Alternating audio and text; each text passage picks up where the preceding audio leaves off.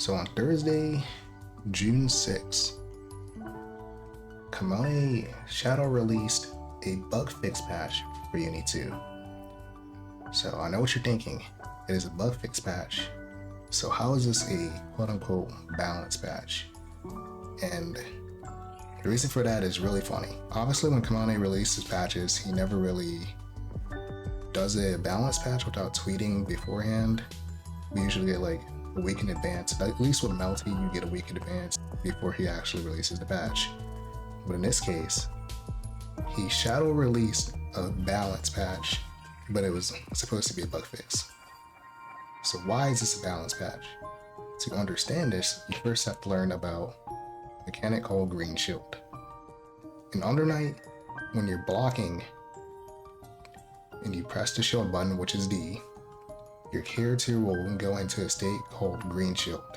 This will put your character into more block stun around 16. I don't know the exact frame number, but it puts you in a lot more block stun. And this exists so that you can change your block. Normally when you shield, you cannot change your block from up to down. So if green shield didn't exist and you did low shield, you could get over at it every time. But with green shield, you can switch your block on reaction and then block the overhead and not get it broken. In Uni 2, Kamone changed the damage on green shield throw. Green shield is only susceptible to throw, and obviously if you miss your block. So when someone throws you out of green shield, it will do a decent amount of damage in clear. In clear, I think it did the exact same as if someone threw your normal shield. But in Uni 2, during the demos, that was changed to do less than normal throw. So green shield throw was extremely weak, but it was still obviously necessary because that is a punish to someone's green shield. In addition to this, Kamone also added a different mechanic that had somewhat of an effect on this, but not nearly as much as it did before this patch. That was the grid break bonus damage. When you hit someone while they're grid broken, there's a lot more oomph to your combo. You do a lot more damage than you would do if you hit them normally. And it really shows. And because of this, characters who set play either combined with their throw or they have a throw combo get a lot of bonus damage added. Characters that essentially got buffed from this, I'm gonna start in order of character strength. This won't be their strength on the tier list, but my opinion on their strength based on this change. So the start is Enkidu. Enkidu has a command grab 360C. It's very niche. You can't really do this all the time. It's really only compatible with 6FF. And it's really hard to do this on reaction, so you don't really see the grid break command grab that often, even in match. The characters you do see it from is Mika and Sarugi. Their entire game plan is built around this, especially Mika's. And they get full combos just like Enkidu would, and they can do it meterless. The next character would be Chaos. The reason I put Chaos so low, despite him being a set play character, is it requires him to do Ozzy 2-2x and also time his throw properly. And he doesn't always do his throw to combo, because if you do it early and Ozzy goes off and someone texts your throw, he's plus. And I don't think he can do that and he can also get a combo. I think it's a different timing. It also is weird to catch a green shield at the same time as doing that consistently. It's not very consistent at all. The next characters will be... Okay, so editor note. When I was doing this, it was 3 AM and I actually forgot two characters, one of which I'm gonna put right here, and that is Seth. Seth, I don't know how I forgot about him. He literally got a change in this version with his FF. It has an icon now when you activate FF. But his throw is very similar in strength to Chaos, because the only way you can loop another orb after throw is if the orb hits. However, he can always throw orb at the end of all of his combos pretty much. But you have to time your throw hit orb in order to get another orb on the screen. So I think it's very similar to Chaos. Bond, Merc, and Kuon, they're all essentially the same.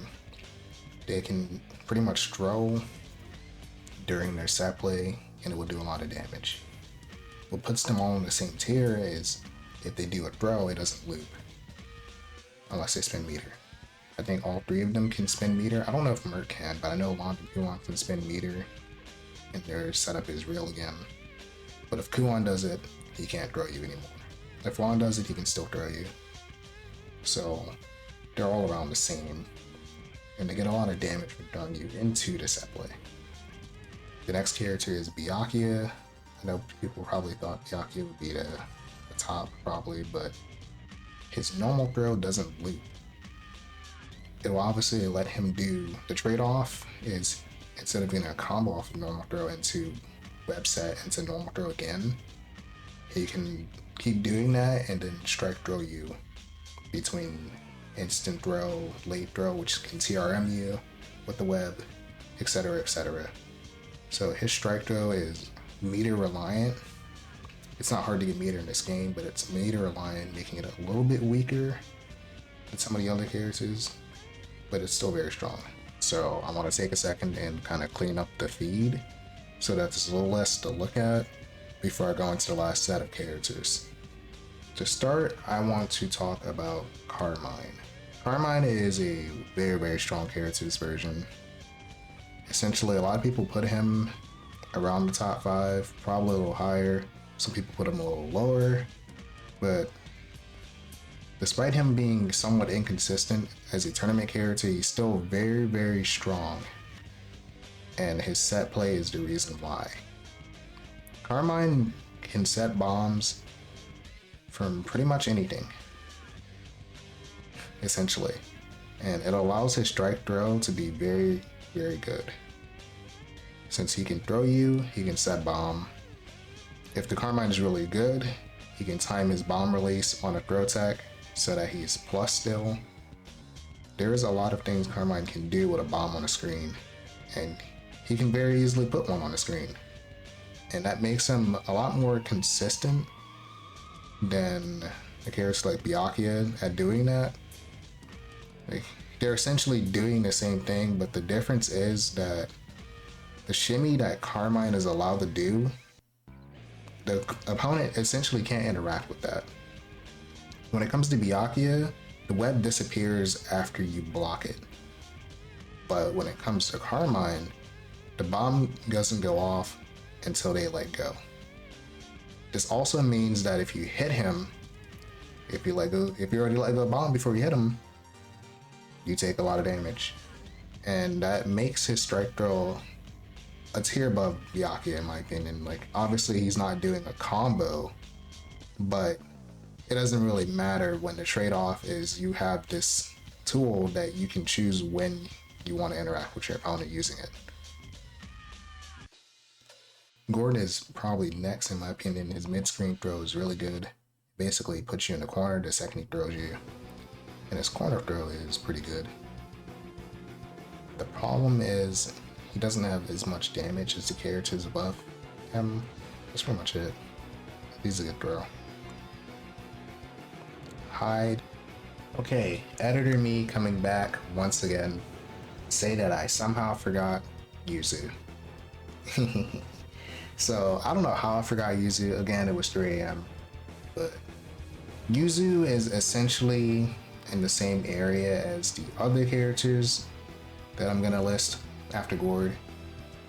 I think she's basically around where Gord is. They both have combos at any point in the screen. The difference is Yuzu can choose not to combo, and Gord pretty much has to do the combo. He can shorten it obviously, but he has to do a combo every time.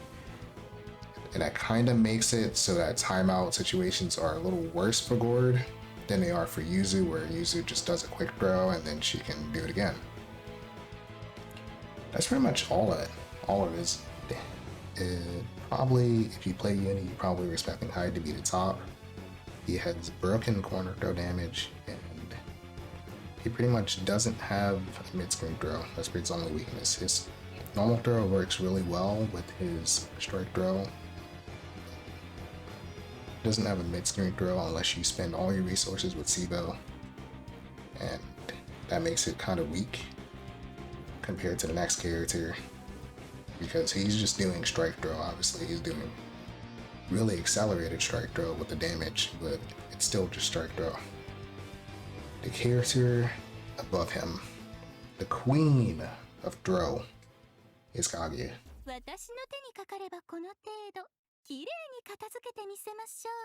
Actually, I lied. It's Walt. Kaguya throw is broken. Just like Hyde, she doesn't have a mid-screen throw. Not even at all. Not even with resources, she doesn't have a mid-screen throw. It can happen if grenades are out, but it's not going to happen that often. But in the corner, her throw combo meterlessly loops into bomb set play. She can obviously spin meter, probably do a better setup, but regardless of what she hits you with, whether it's throw or a combo, she can set grenades, making her strike throw even stronger than Byakuya in that regard. And probably the best throw in the game. So funnily enough, despite this being a bug fix, the game was actually shadow balance patched into making Hyde one of the characters that was the best character in the game already into a stronger character, and Kaguya, who people in NA feel was weaker, a little bit stronger. I don't know if Kamane will change damage in later patches, especially on IW. IW damage does a lot right now, but these are very, very strong moves. Throw is a very strong move for a lot of these characters, and there's quite a few characters who have set play. Like, I forgot, the honorable mention is Nanase. She has the looping fireball, but you can delay tag it, so it's not that scary compared to the other characters. But this is an interesting patch to play on. Again, this video wasn't an actual tier list, and it was mostly talking about how the grid break throw change has pretty much drastically buffed a lot of characters' throws and their set play.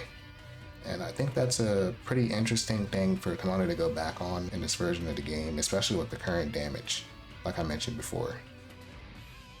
If you like this video, please comment and subscribe. I'll try to make more content over time. I know I'm pretty slow and inconsistent, but eventually I'll try to be a lot more consistent with my content, and as characters come out, I will obviously do videos of these characters, their trailers, any gameplay we see before it actually comes out, and I will probably also do stuff where I'm playing the character and etc. The only other thing I'm interested in doing right now is probably a video where I talk about my ideas of what the next character will be like, and that will likely be coming somewhat soon, at least before Evo. Probably way before that actually. Evo's a little close to do that, but it should be before Evo.